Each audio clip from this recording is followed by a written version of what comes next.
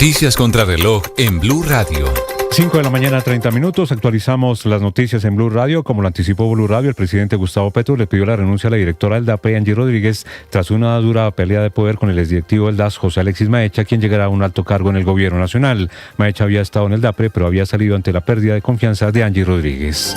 FENALCO Bogotá expresó su preocupación por el proyecto de la alcaldía que busca reglamentar el funcionamiento de las zonas de rumba con permiso para operar hasta las 5 de la mañana. Si bien el gremio respalda la ampliación de horarios nocturnos, considera que la iniciativa no permite operar hasta el mismo horario a otros establecimientos formales que también venden licor, como tiendas, billares y supermercados 24 horas, impidiéndole su funcionamiento en condiciones igualitarias. Una caravana de 6 tractomulas que transportaba insumos para Indumil permanece detenida en la calle 233 con autopista norte en Bogotá, luego de que unos vehículos se partiera por la mitad. La tractomula averiada lleva 32 toneladas de anfo, un explosivo de uso industrial. Los camiones tienen como destino el municipio de Soacha, Cundinamarca.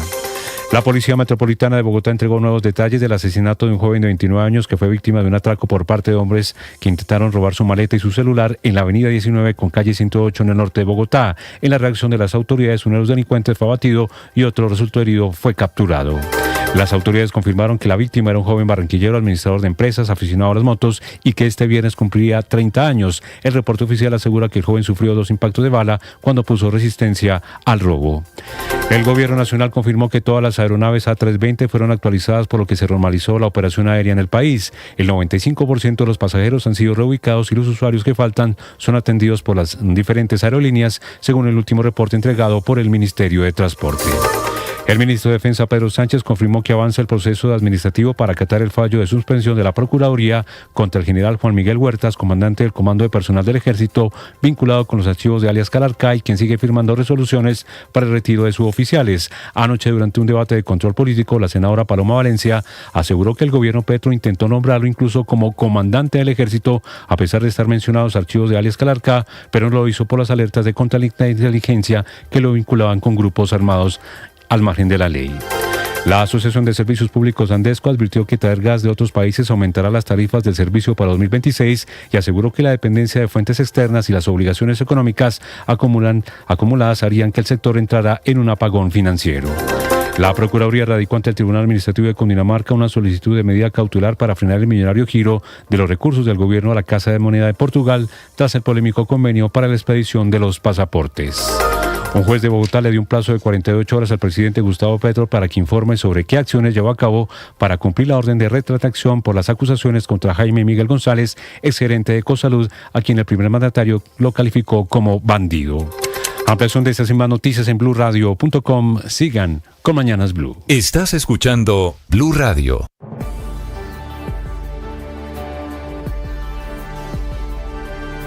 Es el momento de celebrar, porque a la calle llegó Navidad. Sonreír y perdonar, eso es felicidad.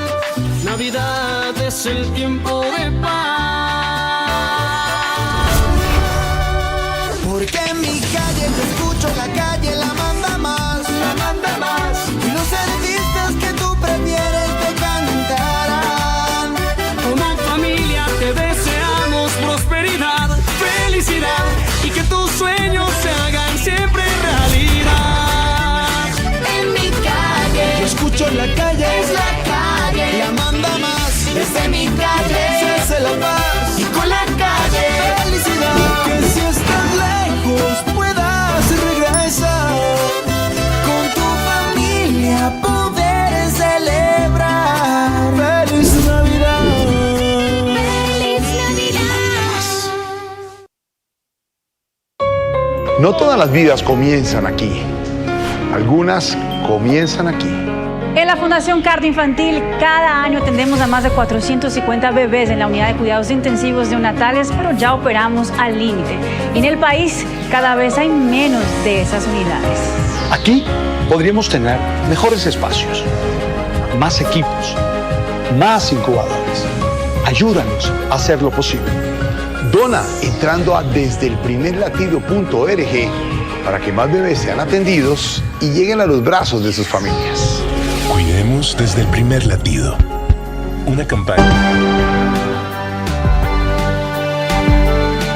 Fuera del trancón al norte de Bogotá, la ciudad fluye normalmente. Bienvenidos, un gusto saludarlos en este amanecer. Desde Mañanas Blue, hoy es miércoles, es 3 de diciembre.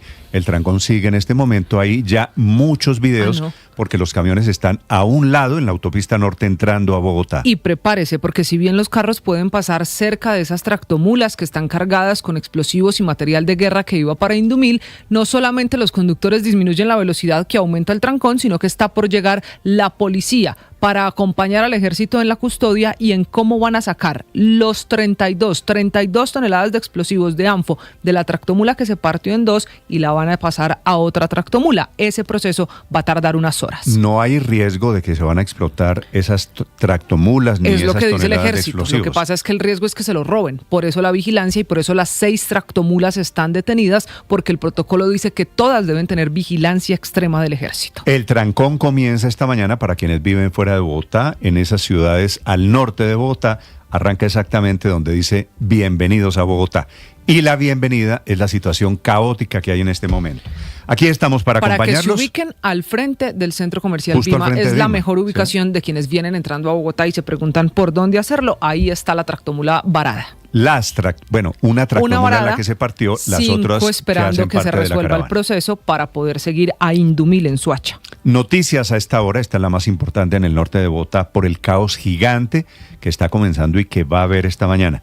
Pero también noticias y temas de conversación en las redes sociales. Camila Carvajal. Néstor, la principal conversación, felicitaciones a los hinchas del Cúcuta Deportivo que vuelven a la primera división del fútbol colombiano. Esa es la tendencia, Cúcuta y numeral Real Cundinamarca. Finalmente el Cúcuta ascendió, aunque la celebración sigue en Cúcuta, hay un lunar que es difícil de explicar. Los hinchas terminaron correteando, agrediendo al presidente del equipo. En medio de la celebración tuvo que meterse la policía. Este es el video de ese momento, unos desórdenes al final del partido en el que el Cúcuta vuelve a la primera división del fútbol colombiano. Pues Cúcuta es una ciudad importante, merece estar en la primera división. Le ganó, el partido de anoche fue contra Real Cundinamarca. Sí señor, ganó desde el punto penal y así entonces logró ascender el Cúcuta, que estaba en la segunda categoría desde el año 2020. También es tendencia, tema de conversación, Miguel Ayala, Giovanni Ayala y Nicolás Pantoja, los protagonistas de la historia del secuestro y luego el rescate en Cauca. 15 días estuvo secuestrado el hijo de Giovanni Ayala. En redes sociales mucha gente viendo las imágenes, los testimonios de los liberados y sobre todo resaltando la confesión que hace el cantante Giovanni Ayala ayer con la policía, que lo llamaron al menos en 2 oportunidades para pedir primero 4.500 millones de pesos, luego 7.500 millones de pesos por el rescate de su hijo y del manager, que amanecen en buenas condiciones de salud en Bogotá, ya con sus familias. Y finalmente, Néstor, un video que es una de las noticias de hoy en Bogotá, el momento del atraco y luego el asesinato de Jean-Claude Bossart. Este muchacho de 29 años iba a cumplir 30 años, Néstor, el viernes, en 2 días. Era un administrador de empresas, barranquillero, amante de las motos. Media hora antes publicó un video en Instagram caminando por las calles de Bogotá. Y luego ahí se registra el atraco en la avenida 19 con calle 108. Es este video que estamos viendo en el canal de YouTube. Va caminando, se bajan 2 personas de una moto, le intentan robar la maleta y el celular. Él se opuso y entonces le dispararon. Así mataron a este muchacho de apenas 29 años. Particularmente doloroso, Camila, porque había advertencias de la banda esta que circula en motocicleta. Cuenta anoche. El alcalde Galán se queja porque dice hace 2 semanas al menos ya habíamos advertido que había una banda, la de la moto naranja, robando en Chicó, en el norte de Bogotá. Esa misma banda es la de ayer. Hay uno de los ladrones muerto, otro con apenas 16 años, herido en un hospital de la capital del país. Imagínese el luto para esta familia. El papá de este muchacho es un francés que vive en Barranquilla, al que tuvieron que llamar a decirle que como se opuso a que le robaran el celular y la maleta, mataron a su hijo en el norte de Bogotá. Camila, gracias. Ya les contaré en segundos porque reacciona efectivamente el alcalde de Bogotá. Rápidamente, la historia del fin del secuestro del hijo de Giovanni Ayala, que era Miguel, que también es cantante, que estuvo 2 semanas el poder de las disidencias de las FARC.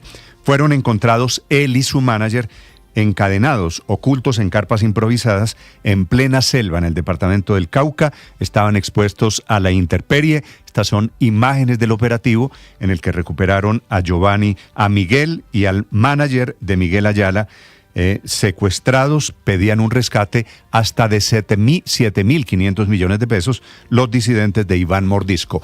El muy emocionante momento en el que hablan Giovanni padre y Miguel el hijo rescatado por el Gaula de la policía. Le va a pasar a su hijo, le paso a su hijo. Gracias, gracias a la policía, gracias a la policía. Acá le paso a su hijo. Hola, papi. Hola, papi. Hola, hijo, bendiciones, papi. Gracias, papi. Hay que agradecerle mucho a Dios. Primero Dios y a sus ángeles que están ahí con ustedes, que nos rescataron, y Dios lo bendiga siempre a ustedes. Gracias, papi. Perdón por todo, por ser así. Siempre estuve con ustedes desde día cero. Y ahora con ustedes. Dios estuvo siempre con ustedes. Me parece ejemplar esa frase de Miguel el liberado. Perdóneme por lo que le he hecho. Ya puesto en libertad, obviamente las emociones florecen. Cuenta Giovanni Ayala, después de recibir a su hijo, que estaban pidiendo hasta 7.500 millones de pesos estos señores, los disidentes de Iván Mordisco. Recibimos muchas llamadas y le dimos credibilidad a dos, porque no llamaron del celular mío, ni el de las contrataciones, sino el celular de Luis, su hermano. Ellos son gemelos, Miguel y Luis, y se nos hizo muy extraño. ¿Por qué lo llamaron a él? ¿Y por qué una suma tan grande? 4.500 millones inicialmente y luego 7.500 millones, y nos dio a inclinarnos a que ellos eran los secuestradores. Ambos muy jóvenes, Miguel de apenas 23 años y el manager que se llama Nicolás Pantoja, que fueron secuestrados en Cajibío. Los pusieron a caminar 53 kilómetros, en donde los encontraron. Se presume que tuvieron que caminar muchas horas a lo largo de estos 12 semanas de secuestro. Hablando del caso, el ministro de Defensa, Pedro Sánchez. Giovanni, ¿me escucha? Ministro, muy feliz de escuchar esta noticia. Así es, ya Miguel va a estar en el lugar que debe estar. El manager también fue liberado. Una ejecución impecable de héroes de la patria, policías valientes. Dios lo bendiga a usted, a toda su familia, de la fuerza pública. Y es cierto, un éxito de la fuerza pública que logró rápidamente el rescate. El liberado, el joven cantante Miguel Ayala. Y estábamos descalzos, nos tocó pasarnos un zapato y un zapato. A mi amigo, mi manager Nicolás, nos tocó un zapato y llegamos todos arañados. La rodilla la tengo arañada porque las matas nos hacían pasar por un río, una quebrada, y hubo un momento de una bajada y una montaña.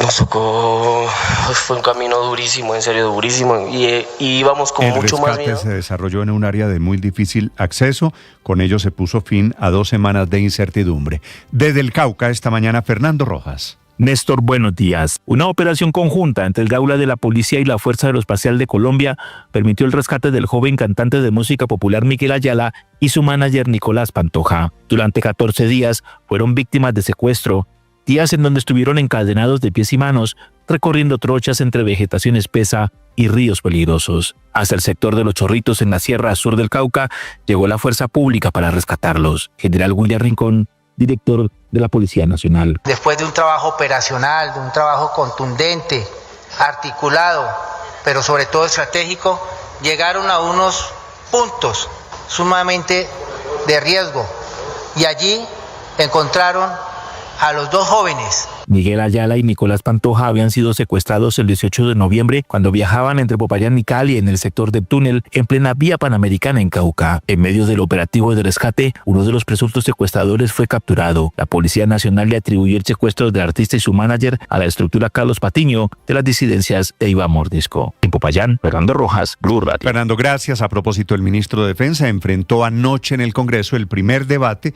alrededor de las infiltraciones del Estado colombiano en en el tema de Calarcá, que son las denuncias que hizo hace ya 10 días Noticias Caracol.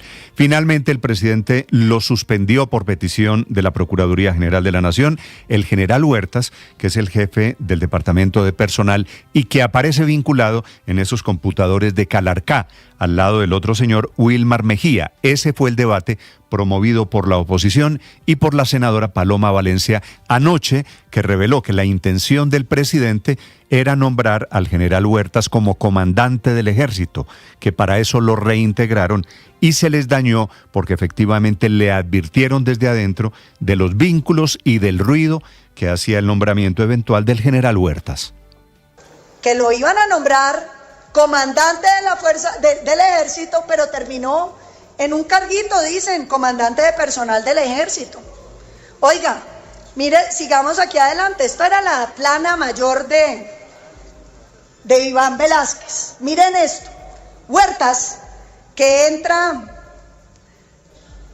que lo reintegran, había sido sacado en el gobierno anterior por informaciones de las agencias de inteligencia internacionales de sus vínculos. No es menor el tema del general Huertas y del director de inteligencia del gobierno Petro, el profesor de educación física, el señor Wilmar Mejía, en momentos en que se está discutiendo el compromiso del gobierno. Por eso el presidente Petro terminó personalmente metido en la lista Clinton. El debate de anoche se suspendió. Hoy, miércoles, debe pasar al tablero a hablar el ministro de Defensa, Andrés Carmona. Néstor, buenos días. La senadora Paloma Valencia dedicó su intervención en tratar de demostrar que los hechos revelados por Noticias Caracol no son aislados, sino que hacen parte de una connivencia entre el gobierno y actores ilegales, remontándose incluso al escándalo del Pacto de la Picota durante la campaña presidencial y recordando a la fallecida senadora Piedad Córdoba y las polémicas que rodearon su vida, lo que ocasionó el malestar de la senadora del Pacto, Aida Bella, quien sostuvo un cruce de pullas con la congresista uribista. Y yo quiero que se respete la memoria de una persona que también luchó por la paz. No creo, señor presidente, que cuando no se pueda defender porque está en el sepulcro, la traigan a un debate. Yo no le estoy faltando el respeto. La que le faltó al respeto a Colombia es Piedad Córdoba. Y no me venga a decir que porque uno dice la verdad le falta el respeto a las personas. Yo aquí no estoy inventando nada. Estoy refiriéndome a documentos de los Estados Unidos y confesiones del asesor de Piedad Córdoba. Valencia destacó que presuntamente se ofrecieron beneficios judiciales a criminales a cambio de influencia electoral en regiones como Urabá, Magdalena Medio y Norte de Santander y denunció que el proceso de paz total habría comenzado con decisiones irregulares, ampliando negociaciones más allá del ELN. Asimismo, cuestionó el cambio en la fiscalía y la aparente omisión frente a los computadores y celulares incautados a alias Calarcá, que permanecieron más de 16 meses sin ser revisados, y criticó la salida del general que lideró la captura tanto del comandante de las disidencias como otros cabecillas en la zona de Antioquia. Al final, cuando ni siquiera había terminado la intervención de la senadora citante, la senadora Aida Bella exigió verificar el quórum para desbaratarlo y levantar la sesión. El debate se retomará hacia las 10 de la mañana, en el que se espera que el gobierno nacional defienda su versión, en el que sostiene que no hay información de los Estados Unidos sobre presuntos vínculos de Huertas con grupos armados ilegales, que cualquier alerta de contrainteligencia sobre presuntos vínculos de la fuerza pública con grupos armados está sometida a la reserva legal de la Comisión de Inteligencia del Congreso y que no se tiene conocimiento formal de posible comprometimiento de información estratégica u operacional de las fuerzas militares. Andrés Carmona, Blue Radio. Andrés, 5 de la mañana, 48 minutos. Al contrario, el presidente Petro, desde su cuenta de Twitter, está dando instrucciones a los dos involucrados, al general Huertas y al señor Mejía de la Dirección de Inteligencia, para que presenten denuncias contra los medios Caracol y El Tiempo, por ejemplo, que son los que han hecho las denuncias. Hablando de delincuentes, esta mañana fue detenido en España Mono Gerli, que es un delincuente del ELN que estaba fugitivo, capturado en Europa. Enrique Rodríguez, desde Madrid. Y que tenía, buenos días Néstor, una orden internacional de captura porque realizaba, presuntamente, dice la policía española, actividades ilícitas relacionadas con el blanqueo de capitales y la financiación del terrorismo. Formaba parte, Mono Gerli, del ELN, del Frente de Guerra Oriental, que operaba en los departamentos de Arauca, Casanare y Boyacá. La policía española le considera como el tercer cabecilla del Comando Central y tenía la función de realizar actividades ilícitas de blanqueo de capitales para financiar el terrorismo, para realizar enriquecimiento ilícito y también el concierto para delincuentes. delinquir agravado, uno de los delitos por los que estaba buscado. Lo hacía todo esto a través de empresas fantasma, corresponsales bancarios y casas de cambio de moneda nacional y extranjera. Gracias a ese modus operandi, dice la policía española, conseguían un sistema aparentemente legal para blanquear los activos procedentes de las actividades del narcotráfico y de la extorsión, además de otros delitos que la policía española no precisa. El ahora detenido era el encargado dentro de la organización para desplegar el personal integrante en las redes de apoyo al ELN, manejaba los laboratorios para el procesamiento de drogas, la entrega de dinero en efectivo y dólares que provenían precisamente de ese narcotráfico. Y lo hacía aquí en España a través de la compra de terrenos, fincas, vehículos, inmuebles y casas de cambio. La policía española lo ha localizado aquí, en Madrid, en la capital de España, desde el pasado mes de octubre. Junto a su mujer, no tenían una residencia fija, cambiaban constantemente de ubicación. Eso sí, habían abierto un negocio. En ese negocio fue detenido en las últimas horas por agentes de la Policía Nacional, Néstor.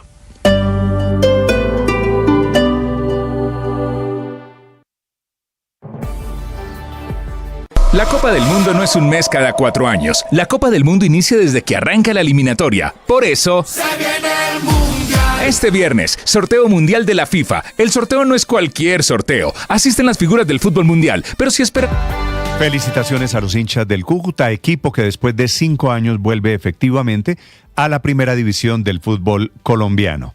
Le ganó anoche en un partido accidentado al Real Cundinamarca con unos penaltis que aumentaron el sufrimiento. Santiago Saray.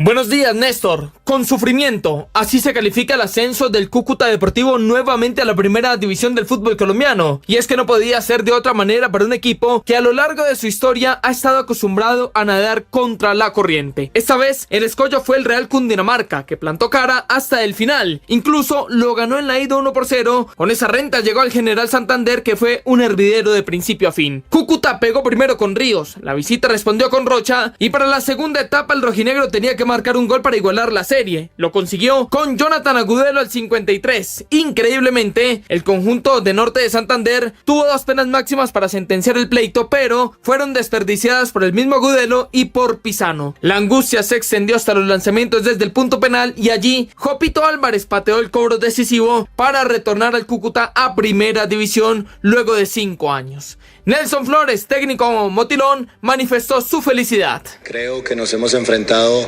a un gran rival, pero confiando y creyendo siempre en el equipo que teníamos. Ante la adversidad hemos sabido reponernos. Cuando las cosas no estaban como queríamos, ellos han sabido esperar. Todos han participado de la mejor manera. Nunca pensé mal y la gloria es para Dios. Al final, la afición cucuteña celebró el ascenso y en medio del festejo en cancha, Augusto Cadena, máximo accionista de la institución, tuvo que salir corriendo de la cancha para evitar ser agredido por algunos seguidores. Cadena no es bien visto por gran parte de la afición, ya que en el 2020 las deudas y los salarios pendientes provocaron que el Ministerio del Deporte retirara el reconocimiento deportivo del equipo y poco después la DIMAYOR lo desafilió. Pero ahora la historia se ha tornado feliz y el doblemente glorioso vuelve a ser parte de la primera división del fútbol colombiano, así como también ya lo hizo Jaguares. Los dos equipos se verán las caras entonces en la máxima categoría de nuestro balompié. Santiago Saray, Blue Radio. Santiago, gracias. Esta mañana buscan a la banda, los delincuentes que están detrás del asesinato del joven 29 años, iba a cumplir 30 esta semana, Jean-Claude Bossard, una banda que se dedica al robo en el norte de Bogotá. Este muchacho que se opuso a que lo robaran, que opuso resistencia. La banda se llama Los de la Moto Naranja, un muchacho que era motociclista, era profesional, mantenía fuertes lazos familiares en Barranquilla, de donde era su padre de origen francés. Protesta y anuncia investigación el alcalde de Bogotá, Carlos Fernando Galán. Lamento profundamente la muerte de Jean-Claude Bossard, quien fue asesinado hoy en un intento por robarlo en la 108 con 19. Hace cerca de 15 días, por denuncias ciudadanas, alertamos a la policía de la presencia de una moto sospechosa de color naranja en ese mismo sector.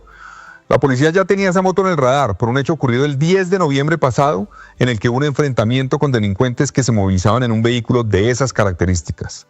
A raíz de esto, la policía empezó a trabajar con la comunidad para identificar y capturar a los hombres que se movilizaban y cometían una delitos zona en esa residencial, también muy comercial en el norte de Bogotá, esa calle 108 con avenida 19. Y la banda se ha convertido en un mito en el norte de la ciudad, esa banda de la moto naranja. Y había efectivamente muchos videos advirtiendo que estaban robando. Y como de costumbre, nadie hizo nada. Inclusive Jean-Claude, la víctima del robo, había compartido en Instagram, era muy activo en redes sociales, un último mensaje sobre el comportamiento de muchos bogotanos. Y bueno, mientras camino a la oficina, tiro un facto y me voy. Aquí en Colombia es impresionante cómo la gente confunde ser decente con ser culo de hueva. O sea, la gente quiere aprovecharse de ti porque eres decente, porque serán así. No entiendo.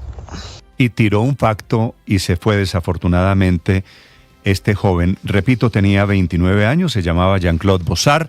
Tiró el facto y es que a los buenos los estaban matando.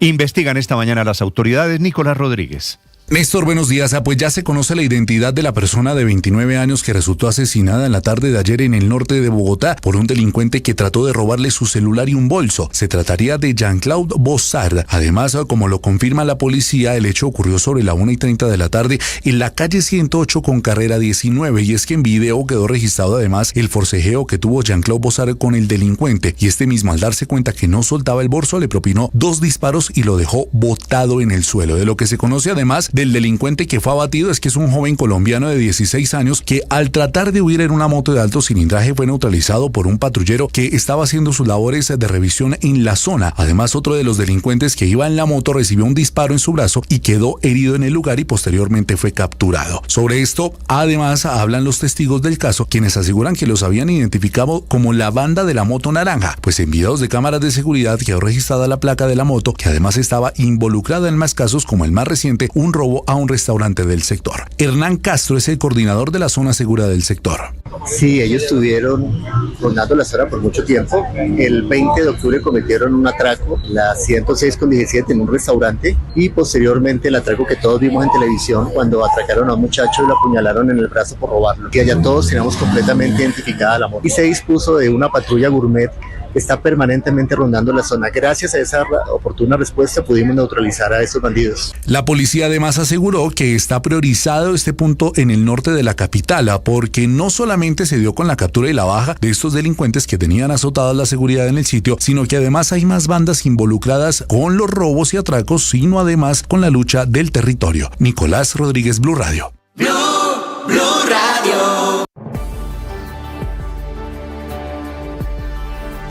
La Copa del Mundo no es un mes cada 4 años. La Copa del Mundo inicia desde que arranca la eliminatoria. Por eso, Se viene el mundial. este viernes, sorteo mundial de la FIFA. El sorteo no es cualquier sorteo. Asisten las figuras del fútbol mundial, pero si esperas verlos en pantaloneta, corte y camiseta, tampoco. Llegan con traje, con corbata o corbatín. Porque viene el mundial. 11:30 de la mañana, desde Washington. En Washington, porque el mundial se jugará en Estados Unidos, México y Canadá. Blue, más que radio, desde ya en la Copa del Mundo. Vívelo en nuestro canal de YouTube, @Blue Radio Co, y las frecuencias de Blue Radio. Blue ya está en el mundial. Todo el mundo está buscando algo. Ser el primero, estar en todo lado. Todo el mundo está buscando algo. Búscanos, porque te conectamos con la información, la opinión, el entretenimiento, porque queremos que seas el primero. @Blue Radio Co en YouTube. Búscanos. Todo el mundo está buscando algo. Blue, más que radio. Es el momento de celebrar, porque a la calle llegó Navidad. Sonreír y perdonar, eso es felicidad. Navidad es el tiempo de paz. Porque en mi calle yo escucho la calle, la manda más, la manda más. Y los artistas que tú prefieres te cantarán. Como familia te deseamos prosperidad, felicidad y que tus sueños se hagan siempre realidad. En mi calle yo escucho la calle, es la calle, la manda más. Desde mi calle se hace la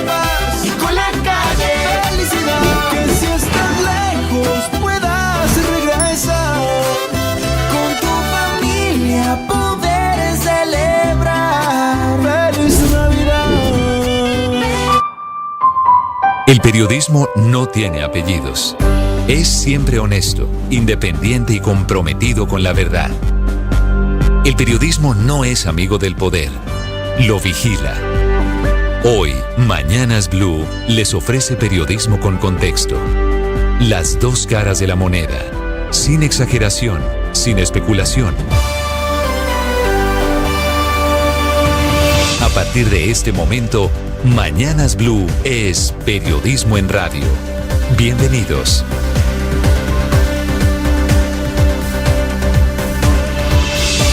Bienvenidos, buenos días, 6 de la madrugada, 40 segundos. Hay una situación de emergencia en este momento todavía al norte de Bogotá. Comenzó hace 2 horas, se partió en dos verticalmente, inexplicablemente una tractomula que tiene 32 toneladas de ANFO con destino a Indumil. ANFO, como saben ustedes, es un poderoso explosivo e Indumil es la fábrica de explosivos oficial del Ministerio de Defensa que queda en Soacha. El objetivo, la caravana, debía haber atravesado en la madrugada Bogotá, pero con el accidente tuvieron que parquearse allí, a un costado, y por eso hay tráfico restringido en un carril en la autopista norte, entrada a Bogotá. Ocurre justo frente a la sede del centro comercial Vima, en donde desde las 4:30 de la mañana hay un tráfico muy restringido. Se armó un trancón gigante de miles de vehículos que están entrando o intentando entrar por el norte de Bogotá. La caravana es originalmente de 6 tractomulas. Por seguridad tiene vigilancia del ejército. El accidente, María Camila, usted que acaba de pasar, es de una de las tractomulas, pero las 6 se quedaron haciendo el trabajo de vigilancia. De vigilancia, Néstor, buenos días. Sí, señor, están parqueadas a un costado de la vía, allí acompañando esa tractomula que literalmente por el peso se partió por la mitad. Es un poco de curiosidad, de novelería, no está pasando nada extraordinario, diferente a el trancón producto, por supuesto, de esta tractomula que está parqueada y a la gente que baja la velocidad, los curiosos que toman fotografía, pero el tráfico está fluyendo. Eso se va a demorar, Néstor, porque sobre las 5:30 de la mañana, 5:40 para ser más exacta, no había llegado la policía de tránsito, por ejemplo, para controlar. Hay reducción de carril, solo un carril, que es lo que está afectado en este momento en la autopista norte. Está llegando en este momento la policía, María Camila. Ahora, no hay riesgo de explosión. Dice el ejército, los carros están pasando por los otros 2 carriles, digo, por eso hay paso restringido. Bienvenidos, ya les vamos a contar desde el lugar la otra noticia, la grande, ocurre desde Washington, en donde el presidente Trump emite una última amenaza y amplía la posibilidad de ataques terrestres. Menciona ahora a Colombia, con el argumento de que ha escuchado que aquí hay plantas de producción de cocaína y laboratorios que el señor Trump, está en plan de acabar los carteles de las drogas y organizaciones terroristas sin importar en dónde se encuentren. Trump menciona a Colombia en la lista de sus amenazas y dice que va a sacar a esos sanafabiches, es la expresión, una grosería que no quiero traducir, que muestra el tono de esta relación entre Estados Unidos y Colombia. La amenaza de Trump llegó desde la Casa Blanca, rodeado de sus secretarios de Estado y de Defensa, en la que sería la última reunión de gabinete de este año, y va a terminar el año con la amenaza ya no solo para Venezuela, sino también para Colombia, con el riesgo de que haya operaciones terrestres. Reacciona el presidente Petro, invitando al presidente Trump, no en buenos términos, no muy diplomáticos, retándolo en realidad a que venga a Colombia. También hay comunicado de la Cancillería colombiana advirtiendo del riesgo para la seguridad del continente de que Trump esté hablando de ataques por tierra que deben comenzar muy pronto, y ahora mencionando a Colombia. No quiero imaginarme, no quiero pensar que es en serio que se van a meter a Colombia en época de campaña electoral. Le dice Trump que esos ataques en tierra comenzarán muy pronto. Esta madrugada el secretario de Estado, Marco Rubio, dice que negociar con Maduro es incierto porque no hay seguridad de que el señor Maduro cumpla cualquier acuerdo. En una entrevista con Fox, recuerda Rubio que Maduro ha hecho 5 acuerdos y tiene razón, en negociaciones diferentes en los últimos 10 años, muchas con el gobierno Biden. Todos los acuerdos los incumplió.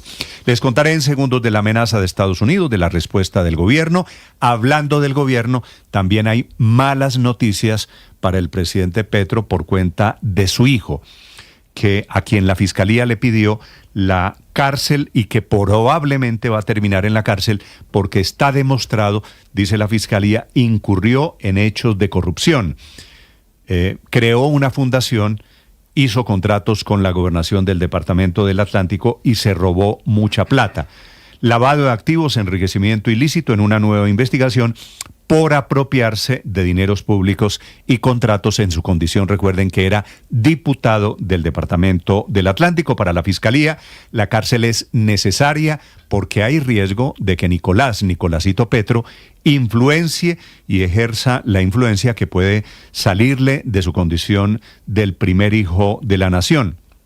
Como aparece también en la lista Clinton, no puede comprar tiquetes de avión Nicolás Petro. Hablando del gobierno, el presidente Petro le pidió la renuncia a la poderosa directora del DAPRE, Angie Rodríguez, por un desacuerdo de fondo. Le duran poco, oh sorpresa, los funcionarios al presidente Petro. Ella perdió la pelea que había casado por cuenta de un exdirectivo del DAS, se llama José Alexis Maecha, escogido por el presidente Petro para ser secretario general de una entidad del gobierno que depende del Ministerio de Hacienda, que inspecciona tributos, rentas y contribuciones para fiscales.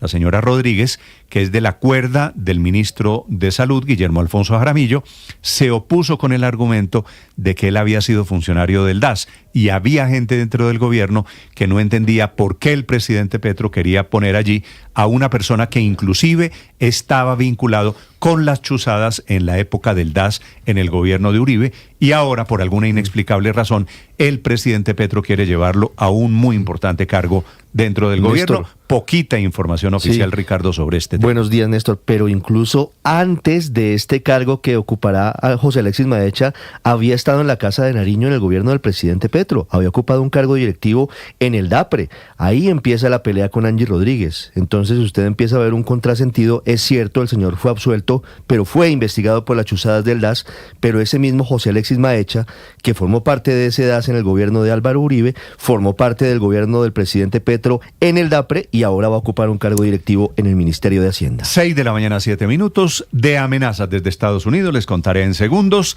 De contradicciones, peleas adentro del gobierno. Hoy es miércoles, es 3 de diciembre. Felicitaciones a los médicos que están celebrando hoy su día, los muy importantes, los muy eficientes médicos en Colombia, que no están atravesando por la mejor época. Les contaré en segundos la historia de Jean-Claude Bossard, que es el muchacho, 29 años, que fue asesinado en el norte de Bogotá ayer. Opuso resistencia, no dejó que le robaran su celular, no dejó que le robaran un maletín y pagó con su vida. Lo mató una banda de ladrones que opera allí en el norte de Bogotá, la banda de los ladrones en la moto naranja. Se queja el alcalde de Bogotá porque efectivamente estaban avisados de la existencia de esa banda. Desde hace 2 semanas habían advertido a la policía de la banda de la moto naranja, de la cual vamos a hablar esta mañana. Les contaré novedades en segundos, la evolución de la emergencia que hay en el norte de Bogotá, y les contaré de la liberación del hijo de Giovanni Ayala. Miguel Ayala, que tenía 23 años, que se reencuentra con su padre. Las disidencias de las FARC lo tuvieron durante 2 semanas, pedían una recompensa de más de 7.000 millones de pesos, un rescate que no fue pagado. Hubo una exitosa operación militar liderada por el Gaula de la policía. Ya Giovanni, 23 años, se reencontró con su padre, también fue puesto en libertad el manager. Durante 15 días los estuvieron paseando, caminando horas interminables en las montañas del departamento del Cauca. Enseguida, lo más importante, un gusto saludarlos. Hoy es miércoles, escampó en Bogotá. El resumen lo preparamos en Voces y Sonidos en Mañanas Blue. But he also allowed drugs to come in at record numbers, and hundreds of thousands of people a year died. And we're taking those son of a bitches out, yeah. Como hijos de perra, así calificó el presidente estadounidense Donald Trump a los migrantes y narcotraficantes que amenazan la seguridad nacional de los Estados Unidos, a propósito de la nueva fase contra los carteles de narcotráfico y que incluye a Colombia. He escuchado que Colombia, el país, está produciendo cocaína. Tienen plantas de producción de cocaína y nos están vendiendo esa droga. Cualquiera que esté haciendo eso y vendiéndola a nuestro país está sujeto a ataques, no solamente Venezuela. El presidente Trump dijo que Colombia tiene fábricas enteras de cocaína. Para él, cualquier país que produzca y trafique droga hacia Estados Unidos es susceptible de ser atacado por sus fuerzas. El presidente Petro respondió: venga, señor Trump, a Colombia, lo invito. Sin misiles he destruido en mi gobierno 18.400 laboratorios, pero no amenace nuestra soberanía, porque despertará al jaguar. Si un país ha ayudado a detener miles de toneladas de cocaína para que no la consuman los norteamericanos, es Colombia. También reaccionó el ministro de Defensa, Pedro Sánchez. Bienvenidos acá y que conozcan de primera mano, tengan la percepción directa de lo que hacemos acá, porque hemos visto que le llega demasiada desinformación a tomadores de decisiones frente a este cáncer del narcotráfico. Y hablando precisamente de fentanilo, en Bogotá los ministros de Interior y de Justicia radicaron un proyecto de ley para prohibir la fabricación, producción y transporte de fentanilo en Colombia, y también hicieron un llamado al presidente Donald Trump. El ministro de Justicia, Andrés Hidárraga, y el ministro del Interior, Armando Benedetti. Aquí tenemos una democracia profunda, unas instituciones fuertes, de tal manera que la invitación sigue para el gobierno americano a que vengan y más de cerca conozcan cómo estamos luchando contra las drogas. Lo que hace el presidente Petro es una invitación al presidente Trump a que vea y verifique cómo nosotros estamos en la lucha contra la droga, destruyendo cada 40 minutos un laboratorio. Una caravana de 6 tractomulas que transporta insumos para Indumil permanece detenida en la autopista norte a la altura de la calle 233 frente al centro comercial Vima, luego de que uno de los vehículos se partiera por la mitad. Al parecer, una de las tractomulas transporta 32 toneladas de ANFO, un explosivo de uso industrial, lo que llevó al ejército y la concesión vial a cerrar un carril y señalizar la zona mientras llega otro vehículo para trasladar la carga de forma segura.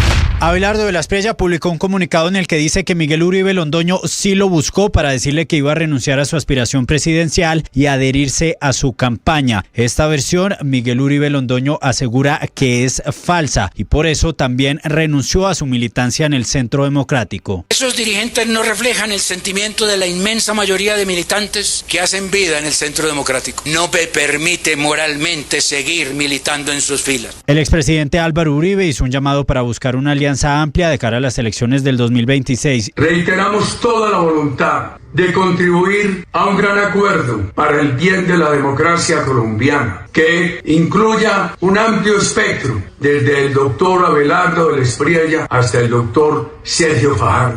Giovanni, ¿me escucha? Ministro, muy feliz de escuchar esta noticia.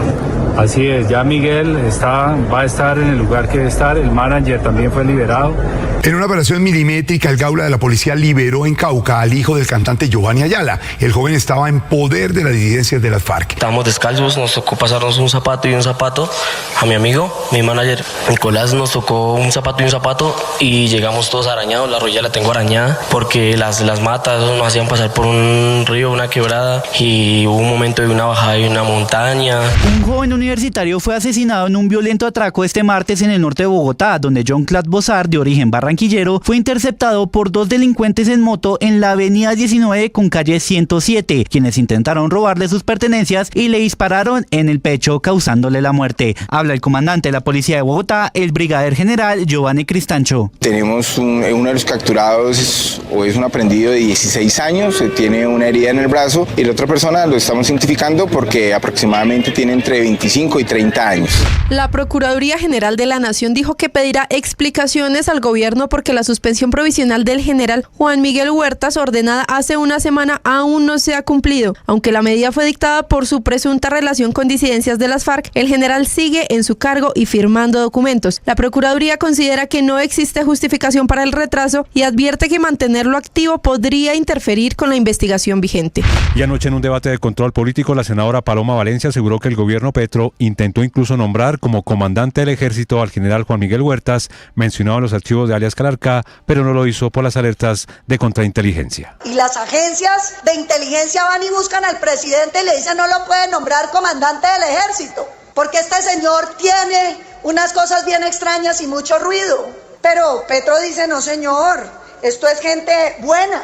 La fiscal Lucy Laborde insiste en enviar a prisión a Nicolás Petro por riesgo de obstrucción a la justicia. Pide que el hijo mayor del presidente sea recluido en una cárcel de Barranquilla para facilitar su comparecencia. Afirma Laborde que una detención domiciliaria no sería procedente en este caso. Esta medida sería desproporcionada, señoría. El señor Petro Burgos reside en un lugar con acceso a todos los medios tecnológicos, a la posibilidad de que muchas personas influyentes acudan. Puede salir y entrar a su libre albedrío en los vehículos que nadie puede requisar.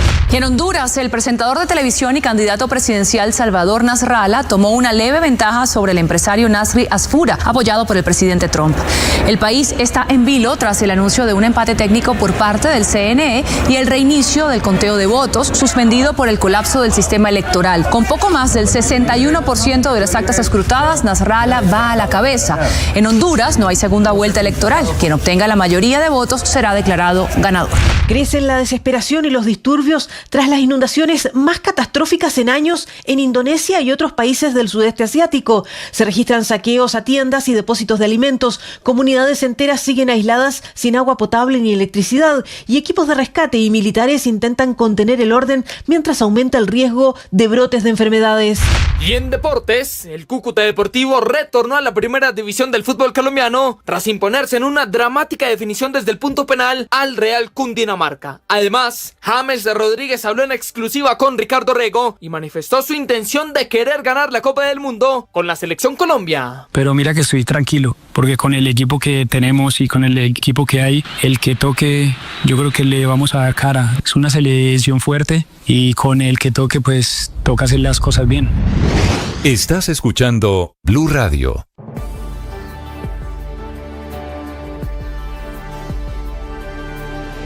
Cuidar desde el primer latido es muy sencillo. Ingresa a desdeelprimerlatido.org, elige el monto que vas a donar, completa tu información, selecciona el método de pago y haces clic en el botón donar. Te llevará a la pasarela de pago de tu entidad bancaria, haces todos los pasos y ya está. Recuerda que al donar estás ayudándonos a lograr que más bebés puedan recibir los cuidados intensivos neonatales que necesitan en la Fundación Cardioinfantil.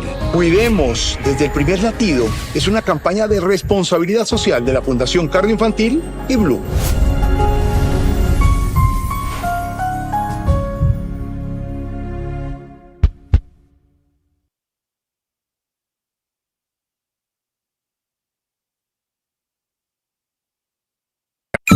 Escanea este código y suscríbete a nuestro canal de YouTube, @Blue Radio Co. Y disfruta y participa de la programación de Blue Radio. Blue Radio, le ponemos cara a la radio. Blue Radio, la alternativa.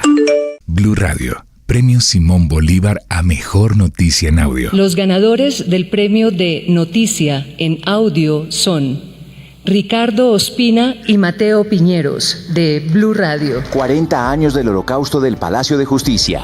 ¿Sigue el pacto de silencio de los militares para ocultar la verdad? Ricardo Ospina, Mateo Piñeros, Blue, más que radio. Se viene el mundial, la fiesta va a empezar. Con Blue todos disfrutan, nadie se nos queda atrás. Se viene el mundial, la fiesta va a empezar. Se juega en los estadios, se vive en Blue Radio. Te vamos informando cómo se prepara nuestra selección. Blue más que radio, es pura pasión. En la pantalla, en la radio o en el celular. Vamos Colombia a celebrar que vamos para el mundial.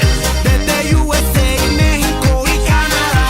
La fiesta del fútbol a todo el mundo llegará. Porque viene el mundial, la fiesta va a empezar. Con Blue todos disfrutan, nadie se nos queda atrás. Se viene el mundial, la fiesta va a empezar. Se juega en los estadios, se vive en Blue Radio. El Mundial se ve en Blue. Reciclar es fácil, pero sabemos que no siempre sabes dónde va cada residuo. Soy Bruno, reportero de sostenibilidad de Blue, y estoy acá para que descubras que tú tienes el poder de proteger lo irreemplazable: el agua, la energía y el planeta. Por fortuna ya movieron los otros camiones, solamente queda el camión que se partió en dos producto del peso. La emergencia fue notable, el trancón alcanzó a ser grande, ya está fluyendo el tráfico afortunadamente por la entrada en el norte de Bogotá. Justo ese camión, Felipe, frente a Vima, el centro comercial con el cual comienza la ciudad. El camión está cargado de Anfo y va para Indumil en Soacha. No hay riesgo, Felipe, pero la novelería de la gente y que el tráfico estuvo restringido entre 4 de la mañana y 5:50 de la mañana creó un trancón monumental que todavía se siente en Bogotá. Bueno, por fortuna no es una mala noticia, Néstor, porque pues mirando las imágenes se da uno cuenta. ¿Qué pasó con ese camión? ¿Se partió en dos o qué? Felipe, le metieron mucha carga, tiene 32 toneladas de explosivos y el camión desafortunadamente está ahí verticalmente partido en dos. No se puede mover, no se puede remolcar. Los otros 5 que iban con él estuvieron detenidos a un lado de la vía durante más de hora y media y eso frenó el tráfico, el acceso por el norte de Bogotá. Desde el lugar a esta hora son las 6:20. Julián Ríos. Hola Néstor, sí señor, aquí en el lugar que es la calle 232 frente al centro comercial Vima, estamos viendo el camión que se partió en dos y hace pocos minutos, como usted lo decía, acaba de partir la otra caravana de Indumil hacia el municipio de Soacha, cerca de unos 5 vehículos parecidos a esos que también cargaban el explosivo Anfo. Solo queda esto, se necesita es un vehículo también de Indumil, del ejército, para poder trasladar las cajas con el explosivo porque las grúas no pueden levantar ni transportar ese vehículo que está partido prácticamente en dos aquí sobre la autopista norte entrando. Ya empieza a fluir un poquitico en este sector y en este punto la movilidad, pero al ingreso de la ciudad, en el costado del peaje, ingresando por el municipio de Chía, ingresando por La Caro, hay bastante trancón todavía, mientras que se soluciona esta situación, pues hay esfuerzos por parte de los agentes de tránsito y de movilidad tratando de agilizar e ingresar todo este colapso de movilidad que se había venido registrando y que repetimos, pues ahorita se está solucionando un poco. Mira, aquí hay una persona que está desde muy temprano, usted trabaja aquí en la DIAN, en el centro comercial Vima. ¿Qué opinión tiene de esto y qué fue lo que observó y qué le dijeron? Bueno, lo que observé, y muchas gracias, mi nombre es Juan Andrés Gaitán, con Néstor Morales, me enteré justo por Blue Radio, faltando como 20 minutos para las 5, salida del municipio de Chía, y me enteré sobre el tema del cargamento de estas mulas que venían del norte del país con cargamento de 32 toneladas de Anfo para la fábrica de Indumil del municipio de Soacha.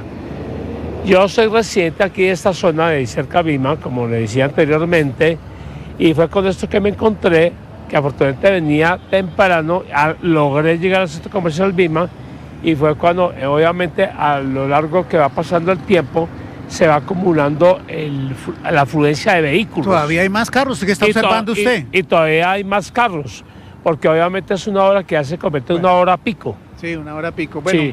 Muy bien. ¿En el centro comercial les han dicho algo de pronto de, no sé si evacuar o les han reunido para decirles que esta situación se presenta aquí? No, ahorita no hay presencia de nadie más. De los funcionarios de la DIAN hasta ahora, digamos, no ha llegado ninguno, porque yo por el chat que tenemos del grupo, yo les informé de lo sucedido. Sí. Es más, ya muchos me han visto por los medios de Caracol. Ya me dieron y me han estado llamando.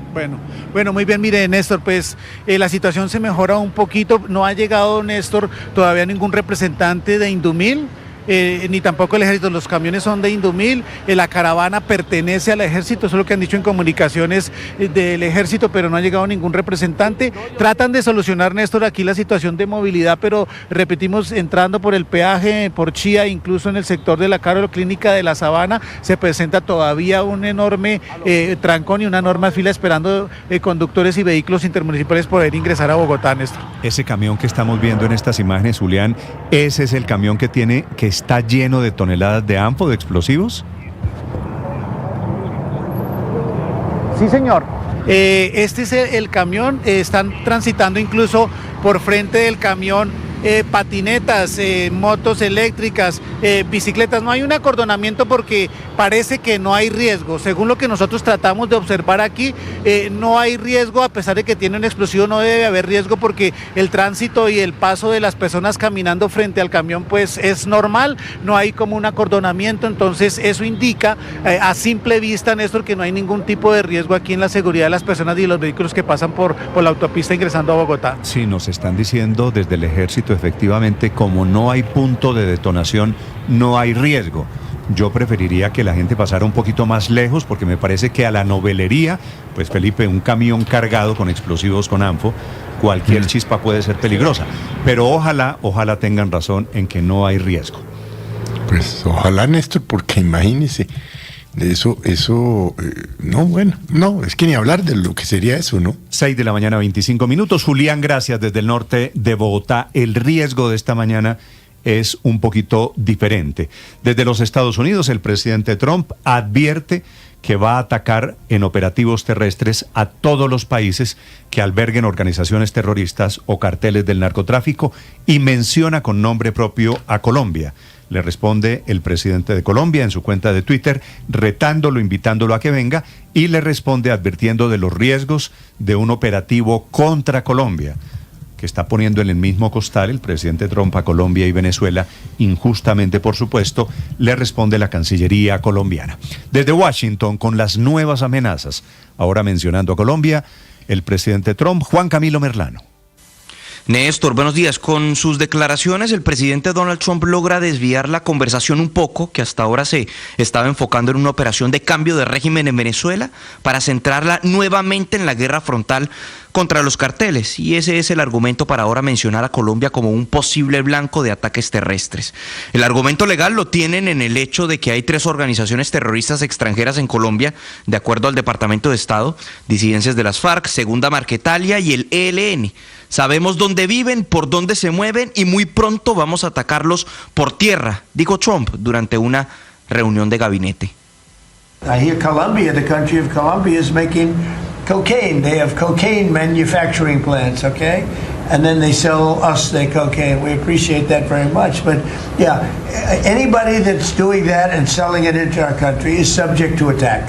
So not necessarily just Venezuela? No, not just Venezuela, no. Colombia, el país, lo que escucho es que está produciendo cocaína, tienen fábricas de cocaína y después nos venden esa droga.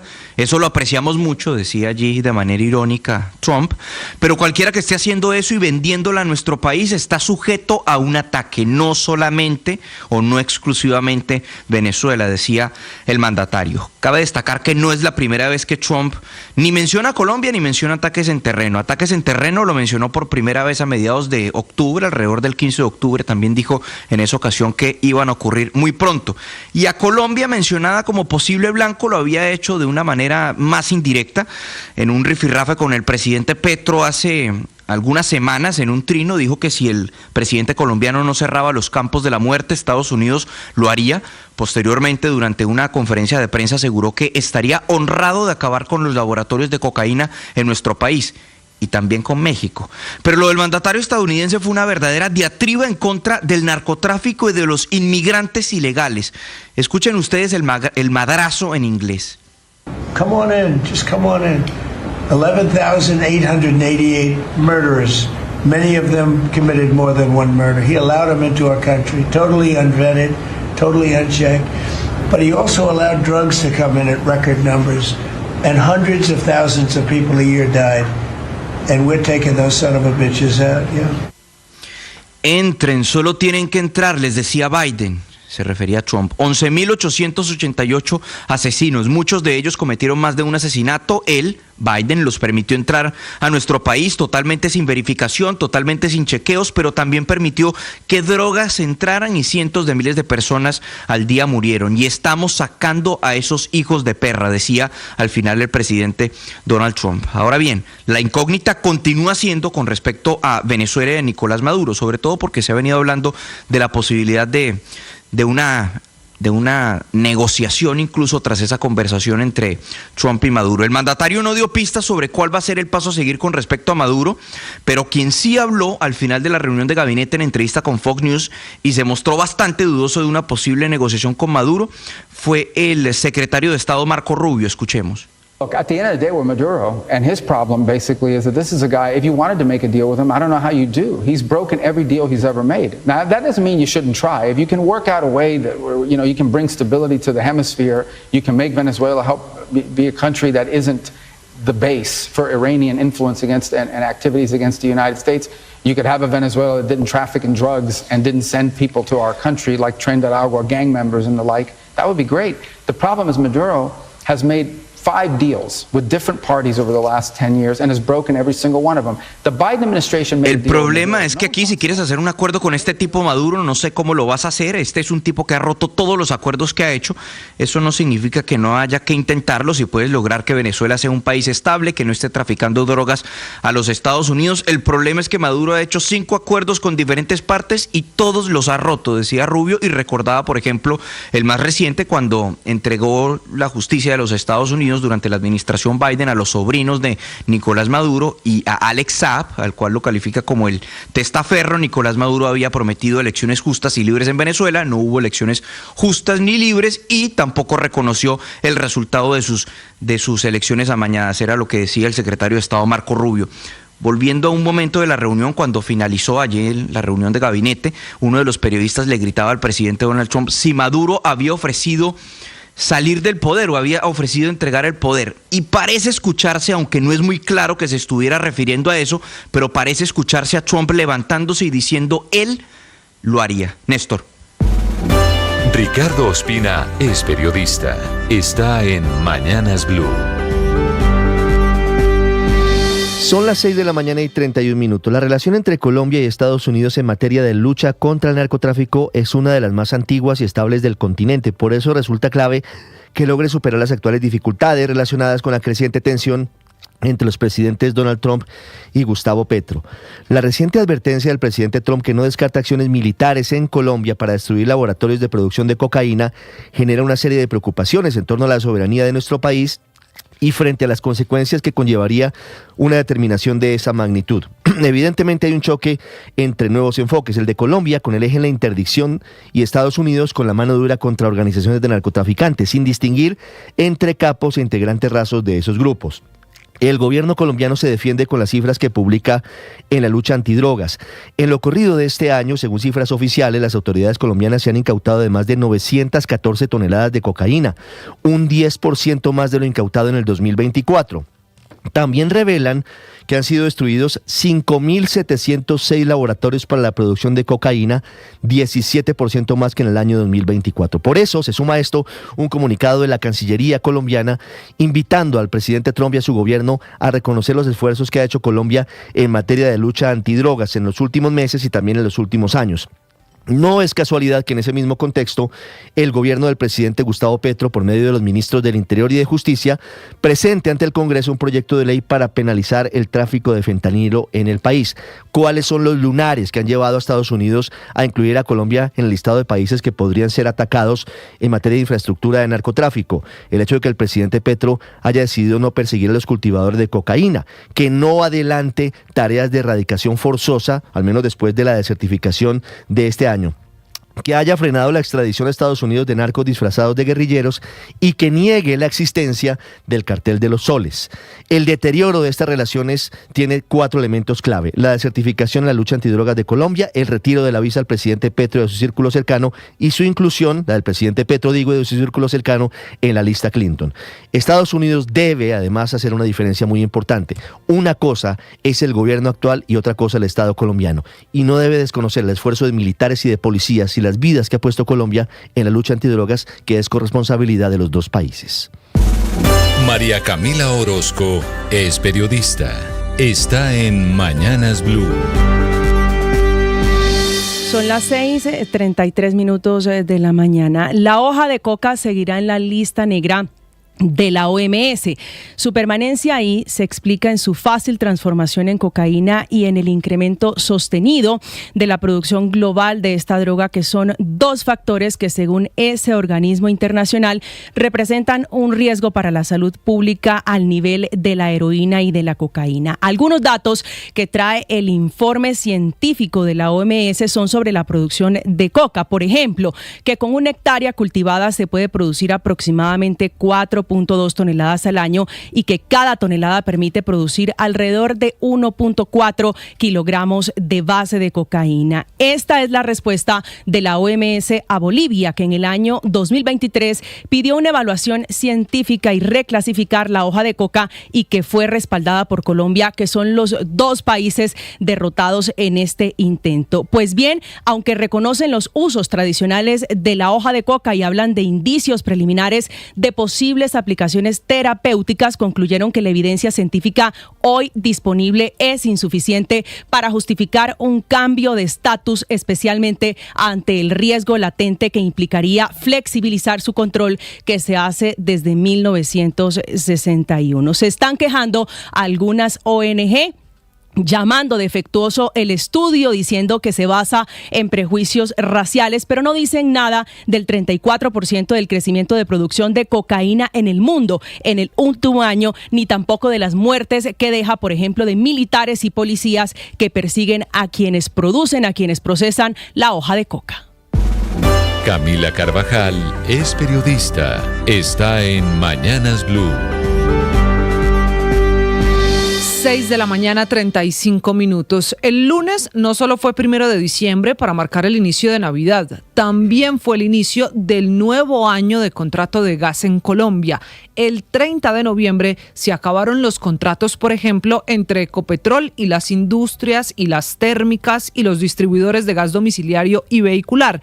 Todo esto significó renovar, firmar nuevos contratos. Y ahí está el problema. En los nuevos contratos aumentó el precio del gas natural, porque hoy Colombia depende más de gas importado que de gas nacional, y ahí es donde va a haber un ajuste al bolsillo de todos los colombianos. Para exministros y expertos, el gas natural vehicular podrá tener un aumento, por ejemplo, del 55%, el más alto en toda la cadena. Para el sector industrial, el ascenso puede ser del 28%. En el gas residencial, con el que cocinan la mayoría de colombianos, este aumento puede ser del 14%, y en el caso del gas comercial del 11%. La explicación es que el precio del gas sube porque aumentó el precio a la hora de hacer los nuevos contratos. Estas proyecciones de los expertos se dan sin saber exactamente cuánto subió el gas, producto de que con los nuevos contratos todavía no está el informe esperado desde la Bolsa Mercantil de Colombia, lo que deberá ocurrir en los próximos días. Los nuevos contratos de gas se firmaron por 110 millones de pies cúbicos por día, es decir, el 11% del gas que consume el país. Esas proyecciones también concluyen que el gas quedará más caro en la costa Caribe, en Bogotá y en las zonas donde comercializa Banti, que son el Valle del Cauca, Yopal y el Eje Cafetero. Es que no se nos puede olvidar que a la hora de cobrarnos el gas se tiene en cuenta este contrato, cuánto vale el gas, pero también el transporte y la comercialización. El incremento del gas es producto de los nuevos contratos, donde los consumidores veremos reflejado el precio no de inmediato, ni este mes ni el próximo. Los cálculos es que podrá ver usted el reflejo en la factura en febrero o marzo del próximo año. Un último dato: con este panorama y estas proyecciones de los expertos sobre el aumento de gas, es que el gobierno, a través del Ministerio de Minas, empieza a ambientar la idea de una intervención en los precios. Paola Ochoa es periodista. Está en Mañanas Blue. 6 de la mañana, 38 minutos. Día de vida o muerte para la reforma tributaria, llamada correctamente Ley de Financiamiento, que hoy mismo se puede hundir en las comisiones económicas o que puede tal vez lograr pasar hasta las plenarias del Congreso de la República. En cualquier caso, un pedazo de 16.3 billones de pesos que le falta al presupuesto general de la Nación del próximo año, aprobado hace un mes por el Congreso por 546.9 billones de pesos y tras un recorte de 10 billones frente a la propuesta inicial del gobierno. Presupuesto aprobado a sabiendas de que venía desfinanciado, cojo y desmembrado, y teniendo clarísimo la necesidad y también la urgencia de pegarle después un proyecto para aumentar el recaudo. Pero como dice el refrán, del dicho al hecho hay mucho trecho, y el que más ofrece es el que menos va a cumplir. En realidad, que envuelve hoy la reforma tributaria casi muerta, agonizando y con los astros en contra en el Congreso, satanizada por un lado, pues por la antesala del año electoral, satanizada también porque la ejecución presupuestal de este año apenas si supera a la mitad, con 85 billones de pesos no ejecutados hasta la fecha, y satanizada también por el difícil momento, para decirlo sinceramente, repartir mermelada tras lo sucedido con los exministros de Hacienda y del Interior, Bonilla y Velasco, que según la Fiscalía coordinaron la compra de 2 reformas, entre ellas la reforma pensional. Una tributaria, en cualquier caso, que sigue hoy en el patio de las comisiones económicas conjuntas, terceras y cuartas de Senado y Cámara, que se reúnen a las 3 de la tarde en el Salón Elíptico del Capitolio Nacional para continuar el estudio, discusión y votación de este proyecto, que a pesar de parecer muerto, ya tuvo un avance el pasado 26 de noviembre, cuando se discutieron y votaron 2 ponencias negativas y una de archivo, rechazadas por la Comisión Tercera de la Cámara, y permitiendo que el proyecto continúe su trámite, pues necesita el respaldo de las 4 comisiones para aprobar una ponencia de archivo, mientras que para hundir la ponencia positiva del gobierno basta que solo una le diga que no y la rechace. Estás escuchando Blue Radio. La Copa del Mundo no es un mes.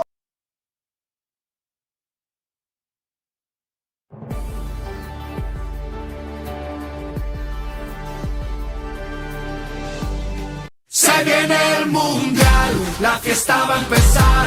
Con Blue todos disfrutan, nadie se nos queda atrás. Se viene el mundial, la fiesta va a empezar. Se juega en los estadios, se vive en Blue Radio. Te vamos informando cómo se prepara nuestra selección. Blue más que radio, es pura pasión. En la pantalla, en la radio o en el celular. Vamos Colombia a celebrar que vamos para el mundial. Desde USA, México y Canadá, la fiesta del fútbol a todo el mundo llegará.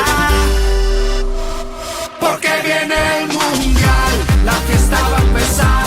Con Blue todos disfrutan, nadie se nos queda atrás. Se viene el mundial, la fiesta va a empezar. Se juega en los estadios, se vive en Blue Radio. El Mundial se ve en Blue. Estamos en la época más feliz del año, porque es el momento de compartir en familia, es el momento de hacer balances y de emprender propósitos. Les deseo una feliz Navidad a todos quienes nos ven a esta hora, a quienes son nuestros seguidores, y un próspero año 2026 desde Blue Radio. La Copa del Mundo no es un mes cada 4 años. La Copa del Mundo inicia desde que arranca la eliminatoria. Por eso, Se viene el mundial. este viernes, sorteo mundial de la FIFA. El sorteo no es cualquier sorteo. Asisten las figuras del fútbol mundial, pero si esperas verlos en pantaloneta, corte y camiseta, tampoco. Llegan con traje, con corbata o corbatín. Porque viene el mundial. 11:30 de la mañana, desde Washington. En Washington, porque el mundial se jugará en Estados Unidos, México y Canadá. Blue, más que radio, desde ya en la Copa del Mundo. Vívelo en nuestro canal de YouTube, @Blue Radio Co, y las frecuencias de Blue Radio. Blue ya está en el mundial. No todas las vidas comienzan aquí. Algunas comienzan aquí. En la Fundación Cardio Infantil, cada año atendemos a más de 450 bebés en la unidad de cuidados intensivos neonatales, pero ya operamos al límite. Y en el país, cada vez hay menos de esas unidades. Aquí podríamos tener mejores espacios, más equipos, más incubadores. Ayúdanos a hacer lo posible. Dona entrando a desde. Felicitaciones a los hinchas del Cúcuta esta mañana, Ricardo, después del sufridísimo partido que los devuelve a la primera división del fútbol colombiano. Qué manera de volver a Néstor. Feliz mañana para usted y para todos. No entendí después de los penaltis por qué terminan correteando al dueño del Cúcuta. Cadena. ¿No? Sí, lo que pasa es que, a ver, es una vieja deuda. El sentimiento del hincha cucuteño es que las malas administraciones, el mal manejo dirigencial llevó a que saliera el Cúcuta por la puerta de atrás, a los sombrerazos. Es decir, administrativamente desapareció su reconocimiento deportivo. ¿Cuánto duró en la B el Tuvo Cúcuta? días, 5 años. 5 años. 5 Pero ¿por qué? años. Yo sé de qué estamos hablando. Pero Sé el si dolor. hay inconformismo con los dueños del Cúcuta, ¿por qué los expresan el día en que es de celebración? Porque así somos los seres humanos. Es bien particular. Lo cierto es que en medio del drama también vino esta particular reacción ante un episodio que, si nos remitimos ya a lo deportivo, realmente tuvo mucho drama en el desarrollo del ascenso, del regreso, porque todo termina la serie de goles desde el punto penal y con gran protagonismo de los arqueros. Lo vi anoche entrevistando a James Rodríguez, está en Bogotá, la entrevista fue en Bogotá, ¿verdad? Está en Bogotá, sí, vino puntualmente a cerrar un acuerdo comercial, hay que decirlo, con Águila, es decir, Bavaria se convierte en su nueva casa publicitaria para los próximos 2 años, todo pues en este vehículo mundialista, y le cuento algo, sentía a un James maduro, un James ya muy mesurado, un James con la cabeza pensando en lo que significa que seguramente será su último campeonato del mundo, pero con una convicción gigante. ¿James se arrepiente de algo, de su inestabilidad en los equipos de fútbol, Ricardo? Sabe que hizo una reflexión interesante alrededor de cómo gana uno o dónde gana uno, y dice, mire, Ricardo, donde fallé, donde perdí, es donde más he aprendido. Entonces, de alguna manera, la reflexión es que se aprende más en el error que en la gloria, que en el acierto. En un ¿Usted momento alguna vez le ha determinado. preguntado por el episodio de por qué se fue del Bayern Múnich? No. Uno de los equipos más grandes. Cuando se le preguntó, él lo dijo claramente, el frío. Porque hacía mucho frío. Su falta de adaptación, lo había dicho. Sí, lo dijo en su momento, la falta de adaptación en un momento determinado. Que esa es la época de James Rodríguez de niño consentido, ¿no? Era otra época, es cierto. Creo que el James de hoy tiene, insisto, una visión muy distinta de lo que es la vida, bueno, y de lo que profesionalmente se le viene. ¿Y para dónde va James, Ricardo? Pues Néstor, mire, yo creo que hay muchas luces para que Pumas sea su nueva casa en México. Pumas, el equipo mexicano. No Estados Unidos, pensé que me iba a decir la Major League Soccer. Hay dos que coquetean allí fuertemente, el Orlando City y el equipo de Houston. Pero no hay nada claro. Lo que pasa es que no hay nada definido. Recuerde que los mercados se están cerrando. México está cerrando temporada y Estados Unidos solo hasta febrero volverá a tener competencia. No, pero necesitamos que tenga minutos rápido, que pero tenga es que en juego. este momento no hay nadie jugando. Es decir, en este momento todas las ligas están, a excepción de las top, ¿no? O sea, Inglaterra. Pero tiene ofertas de sí, hay fútbol mercado, internacional. hay mercado para James, y seguramente no tan pronto como quisiéramos todos, porque indudablemente uno quisiera verlo. A ver, lo que pasa es que ahora está España, está Inglaterra, insisto, están las ligas, está Italia, las ligas top en las que de alguna manera el radar ya no acompaña el proceso de James, que lo veremos seguramente, eso sí, en el continente, jugando en nuestro continente, pensando en lo que será su preparación a la Copa del Mundo. Si el Mundial es en Norteamérica, México, Estados Unidos y Canadá, va a jugar en un equipo o de México o de Estados Unidos. Va a estar en la casa de la Copa del Mundo. Muy bien, ya viene Ricardo Rego con la información deportiva. Padre, buenos días. Buen día, Néstor, con ánimo, con fuerza, con ganas. Iniciamos nuestro día. El sol está brillante, como me gusta a mí particularmente en las mañanas. Y nada, tratando de tener las mejores emociones. Tema de hoy, padre. Néstor, a veces uno romantiza situaciones. Yo tengo un sobrino que está en el espectro autista, ¿verdad? Y el otro día acompañé a mi hermana, a su esposo y al otro hijo con Alci a algún lugar. Y todavía no están las condiciones para que estas personas que padecen algún tipo de discapacidad puedan tener una vida lo más cómoda posible. ¿Condiciones de qué estamos hablando? ¿Cómo? No, en este caso el mundo exterior no le interesa.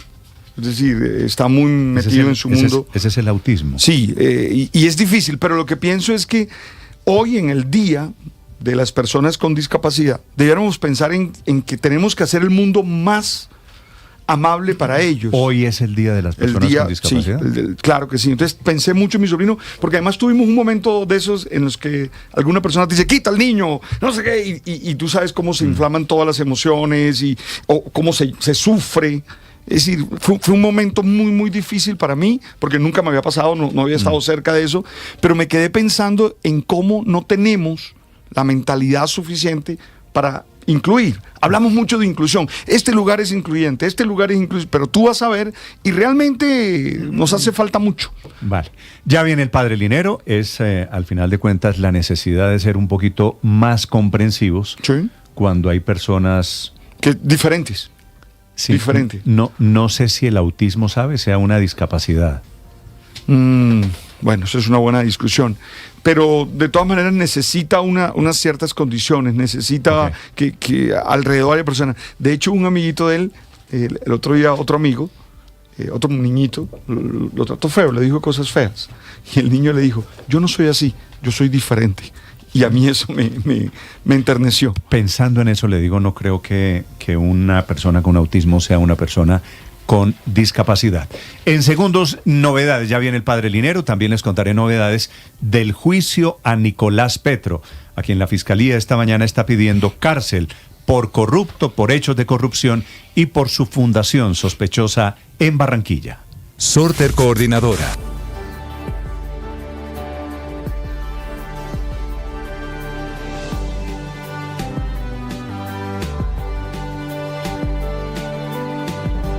Coronel Correa, buenos días. Buenos días, Néstor. Buenos días, Ricardo, María. Un saludo especial a todos los oyentes. Coronel Correa, Edgar Correa, es el director del Gaula de la policía, que ayer logró el exitoso rescate de Miguel Ayala, el cantante, el hijo de Giovanni Ayala, y de su manager, se llama Nicolás Pantoja, que esta mañana ya se encuentran en Villavicencio, los dos, ¿verdad? Sí, llegaron a horas de la madrugada con unas medidas de seguridad nuestras en el desplazamiento. ¿Dónde los rescataron, coronel? ¿Cómo fue el operativo de rescate? 15 días secuestrados. ¿Quiénes los tenían, coronel? Bueno, es un procedimiento que apenas nos enteramos desde el primer día con los investigadores, nos dimos cuenta que podíamos lograr un rescate. Con material probatorio que recolectamos el primer día, con las circunstancias que se presentaron del hecho, iniciamos una investigación, como es normal, con la Fiscalía General de la Nación. Y al mismo tiempo nosotros iniciamos otra parte, que es la parte operativa, pensando en un posible rescate. Siempre tenemos esas dos alternativas, que es la parte investigativa con la Fiscalía General de la Nación y la parte operativa para lograr el rescate.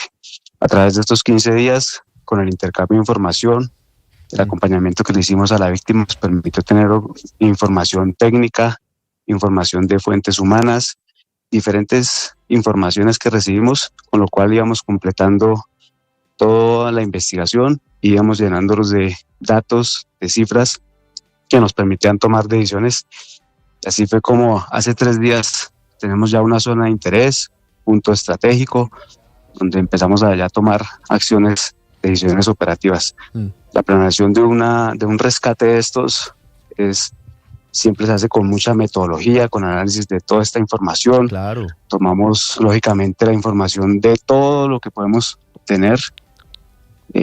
Inclusive se tiene muy en cuenta el ambiente climático, todo y un los poco de detalles. circunstancias para poderlo tener. Coronel, pero siempre pensando es en que tengamos muy alta probabilidad de que esa persona no le suceda nada. En preservar la vida de los secuestrados, coronel. Sí. Ya le voy a preguntar por esa planeación, pero antes quisiera que nos explicara por qué ustedes consideraban y tenían elementos para concluir que sí se podía efectuar un rescate. ¿Dónde lo tenían o por qué ustedes preveían que no era riesgoso para el hijo de Giovanni Ayala y para su manager un operativo de rescate?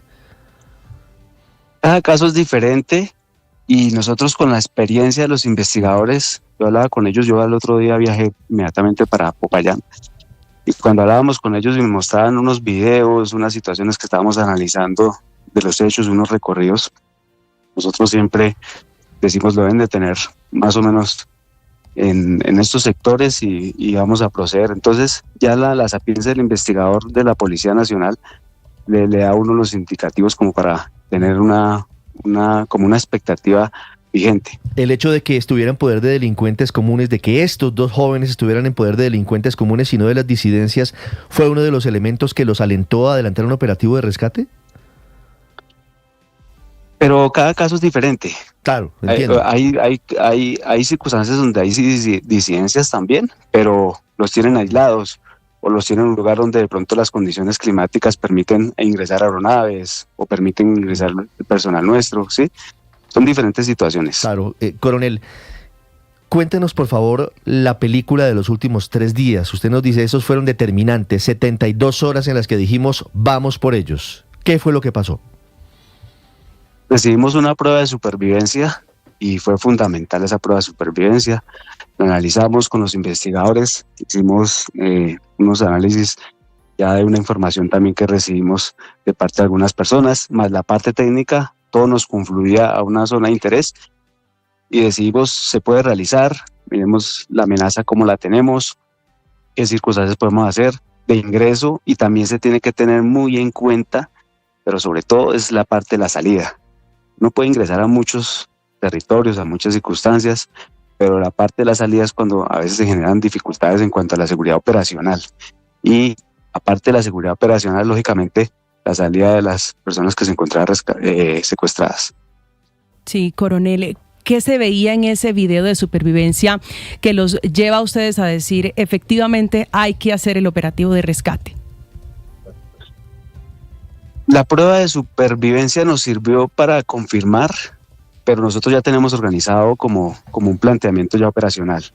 O sea, ya estábamos pensando en realizarlo, y lo que hizo la prueba de supervivencia fue la información que tenemos de fuentes humanas, la información que tenemos técnica, la información que hemos verificado en terreno, porque hicimos sobrevuelos, hicimos unas imágenes especiales, nos confirmaba todo. Entonces, eso fue como la alineación de todo lo que nos permite a nosotros tomar la decisión. Sí, coronel, quisiera que habláramos de las fuentes humanas. ¿Quiénes fueron los informantes, los que les dieron datos a ustedes? ¿Integrantes de esa banda, gente o población civil cercana donde tenía el cambuche esta gente secuestrada al hijo de Giovanni Ayala? ¿O quiénes eran? Entonces, no, eso sí es un poco de reserva, pero sí recibimos mucha información. Coronel, ¿cómo fueron las llamadas? ¿Qué tipo de exigencia hacían? ¿Quiénes se comunicaban y quién era el negociador para finalmente lograr la liberación o el rescate más bien de Miguel Ayala y de Nicolás Pantoja? Bueno, hay unos detalles nosotros investigativamente los tenemos. Por eso les decía al principio que son dos cosas diferentes. La parte investigativa, que siempre la vamos a tener bajo la coordinación de la Fiscalía, y otra es la parte operativa. Entonces, esa parte investigativa sí tiene un poco de reserva y nosotros, lógicamente, seguimos con la investigación. La investigación acá no ha parado. Tenemos mucha información y aparte, después de un hecho de estos, se genera más información y toda esa información la estamos recolectando, analizando, mirando cómo coordinamos con la Fiscalía más actividades de policía judicial para, lógicamente, posteriormente capturar a todos los delincuentes que participaron en estos hechos. Sí, coronel, ¿por qué solamente hay un capturado? Nos dicen que la información que teníamos y la que nos confirmaron las personas que se encontraban secuestradas es que siempre era la custodia de 2 personas. Cuando ingresan los comandos hay un intercambio de disparos. Nos dicen ellos, por lo que ven y por lo que saben, que pues aparentemente una de las personas saldría herida y sale corriendo hacia una zona selvática que estaba allí. Lógicamente los comandos lo que priorizamos en este tipo de eventos es la vida de los secuestrados. Entonces lo que se hace es más priorizarlos a ellos y atender más la situación con ellos. Sí. Coronel, ¿eran delincuentes comunes esos los que lo tenían para vendérselo a disidentes de las FARC? Es una hipótesis que se ha planteado en la investigación.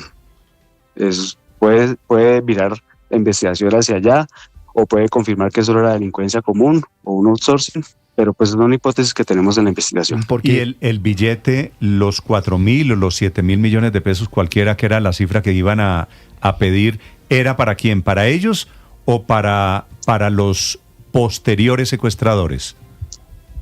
Estamos ahondando en esa investigación, en esa parte, pero mucha de esa información la sacan los delincuentes desde la información de las redes sociales. Entonces, ver a la víctima, la información que publica, pues lógicamente ven al papá del secuestrado y dicen, bueno, qué capacidad económica tiene, y le apuntan a esas exigencias de dinero. Y lógicamente... ¿Eso es a ojo?